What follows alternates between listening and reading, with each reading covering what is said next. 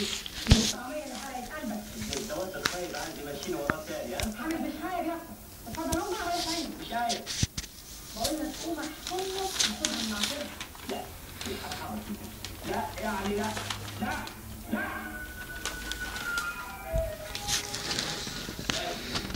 خلاص ما تفضلش تفتكر العوجه دي وانت عارف لما بطلوا على حاجه ما برجعش فيها تاني.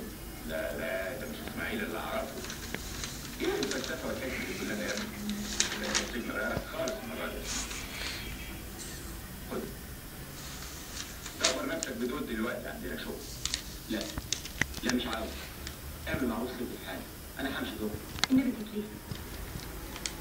يبقى زود الفلوس حبتين خليه كرشه يتنفخ شويه.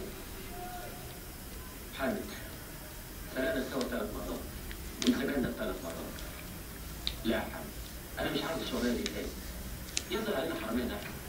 لا يا اسطى دي مش حكايه نحل. ده انت اللي حرامي ايده تقيله زي حوافر الكحش.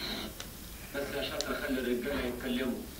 صحيح ناقصات عقل ودين.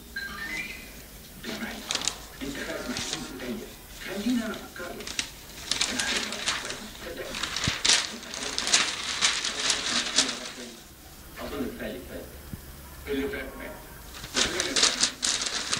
انت كمان يا اخي نام يعني